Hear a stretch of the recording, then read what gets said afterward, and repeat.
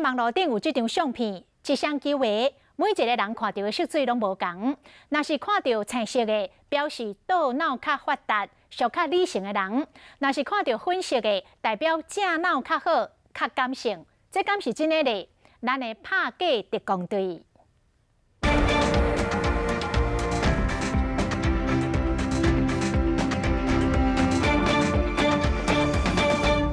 照片里的这双鞋，听说每个人看到的颜色都不太一样。现在我们就实际的来问问看，大家看到的是什么颜色？有点橘和有点粉红。那你呢？我就看到那种粉红跟灰那一种。粉红跟灰。灰色跟绿色。灰色跟绿色。灰色的。灰色跟浅绿。跟浅绿。绿色。绿色。明明是同一张照片，同一双球鞋，为什么每个人看到颜色会不一样？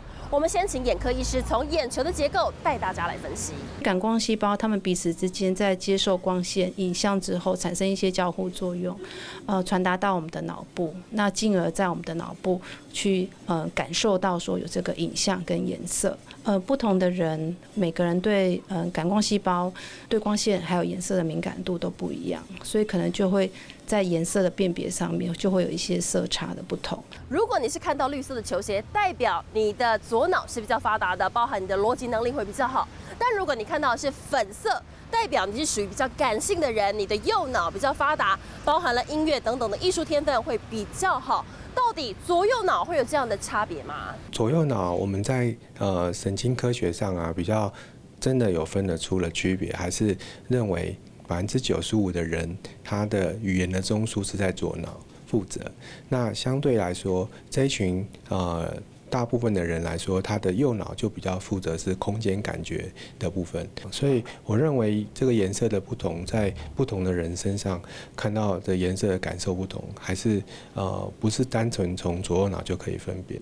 那么将相片摕研究摄影超过20档的专家，原来咧翕的时，这光源的色水偏哪，才会翕出色偏的相片。要安怎看相片色水是毋是有问题？其实有小撇步。 只要找到本来应该正常的颜色，像这张照片，我会认为手不应该是蓝蓝的颜色，所以只要我们看起来跟我们平时知道不太一样的那个东西，那我就会觉得说这个东西是有色偏的。用受到软体白平衡功能，都当找回原本的色水。下回若看到卖假铺出来相片，感觉色水怪怪，不妨会当用这个方法试看卖，然后你的目睭甲大脑比配啊。